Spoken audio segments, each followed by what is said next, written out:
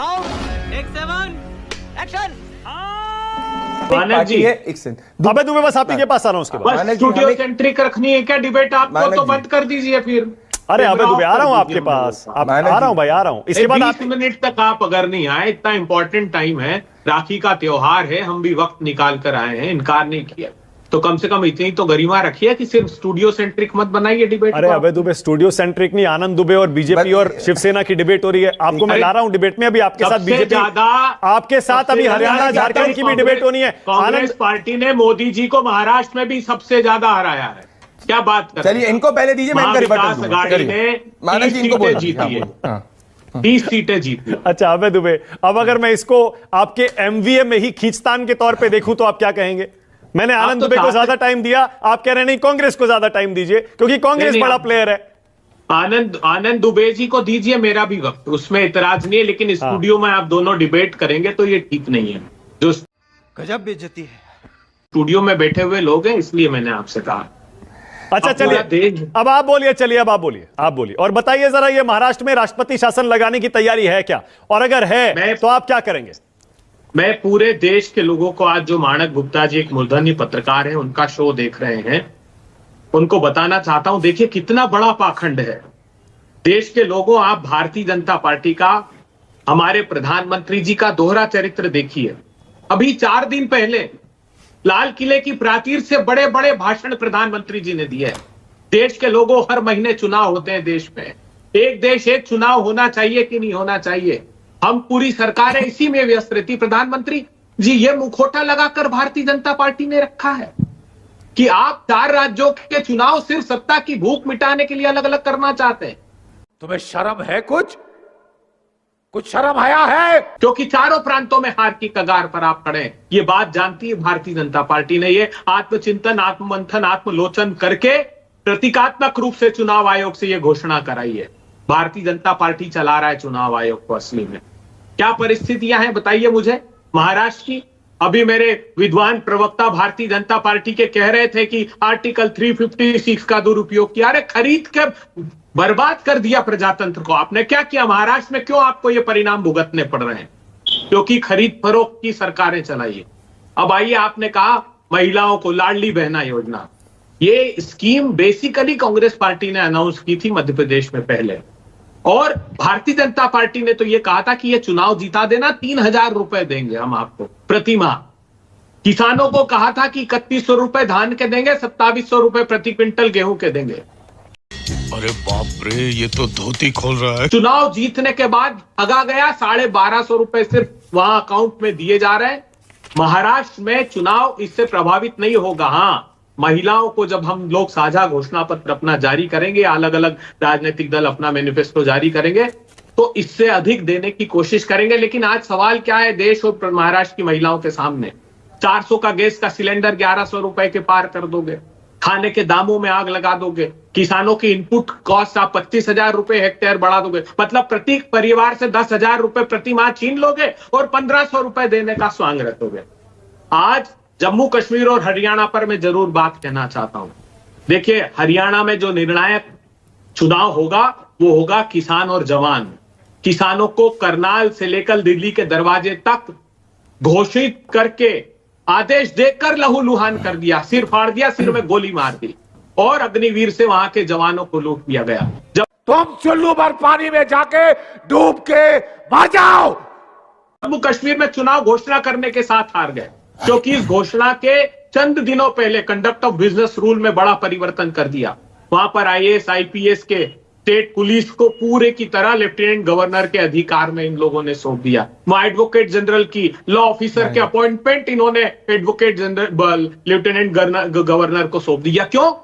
क्योंकि ये चाहते हैं, इनको पता है चुनाव वहां जीतेंगे नहीं तो प्रधानमंत्री जी अप्रत्यक्ष रूप से वहां सत्ता को संचालित करेंगे।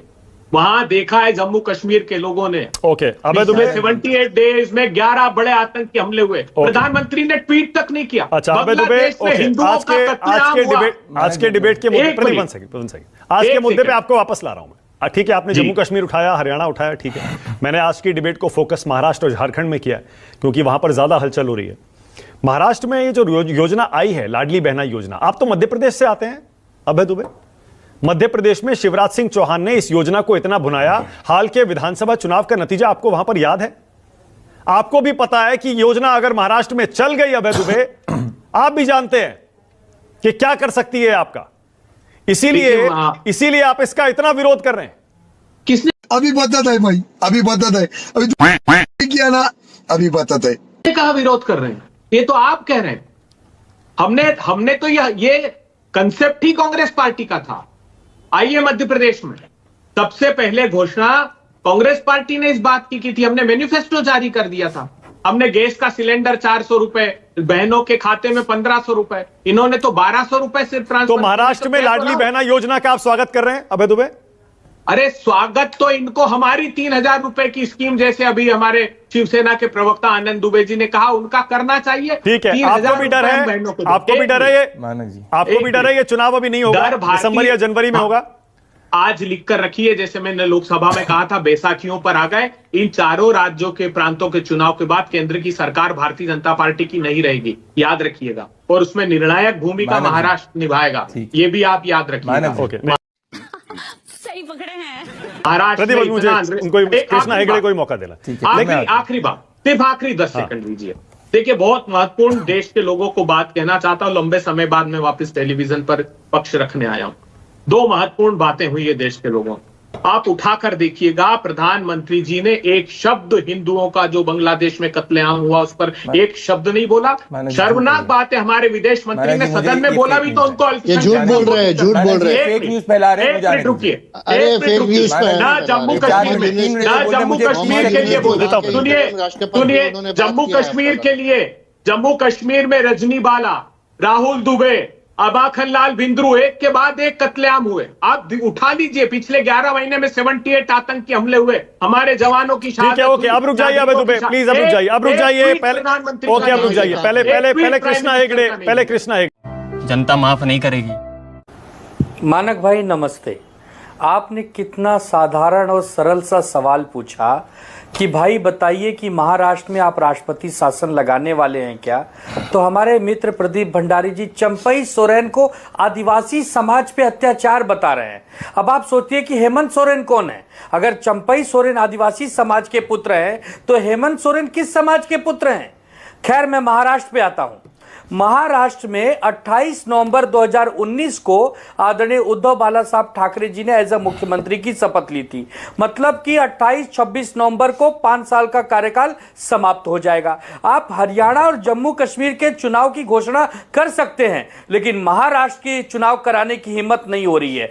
ठीक उसी प्रकार नहीं हो रही है जैसे आपने महानगर पालिका के चुनाव नहीं करवाए, क्योंकि जनता त्रस्त हो गई, त्राई त्राई कर रही है। जनता कह रही कि हम कब बटन दबाएं। लोकसभा में बटन दबाया तो 48 में से 17 पे आ गए। अब विधानसभा में बटन दबेगा और 288 में से केवल 88 भी पार नहीं कर पाएंगे ये महायुति वाले। यही नहीं, अभी और सुनिए। इसके लिए बेचैन है, बौखलाए हुए हैं और आनन फानन में योजनाओं का पिटारा खोले हुए हैं। लेकिन हमारी माताएं बहनें सब जान रही हैं, वो कह रही हैं, पूछ रही हैं कि 15 लाख देने का वादा हुआ था 2014 में और 2024 में 1500 रुपए का झुंझुना पकड़ाना चाहते हो। 1500 रुपए में क्या होता है मानक भाई? और ये आप खींचना चाहते हो समय, ताकि लोगों को लगे कि नहीं भैया ये सरकार तो बेहतरीन काम करती है। इनकी मंशा 2025 में चुनाव करवाने की है मानक भाई, क्योंकि घबराए हुए हैं। ये 2024 में चुनाव नहीं चाहते। अगर चाहते होते तो चुनाव आयोग हरियाणा और जम्मू कश्मीर के साथ ही झारखंड और महाराष्ट्र के चुनाव की घोषणा करते, तारीख आ जाती, सब लोग प्रचार में लग जाते।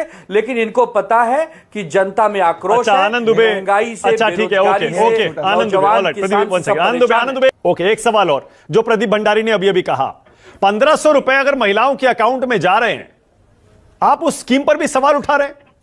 1500 रुपए, आपको पता है मध्य प्रदेश में इसी योजना ने क्या किया था? मध्य प्रदेश में इसी योजना ने क्या किया आपको याद है? हाल का विधानसभा चुनाव का नतीजा। मानक भाई, इन्हीं के विधायक है रवि राणा, इन्हीं के विधायक है डॉक्टर महेश सिंधे। वो खुले मंचों पे कह रहे हैं कि अगर हमें मतदान आपने नहीं किया तो दिए हुए पैसे वापस ले लेंगे। एक कह रहे हैं कि अगर आपने मतदान नहीं किया तो आपका नाम लिस्ट से कटवा देंगे।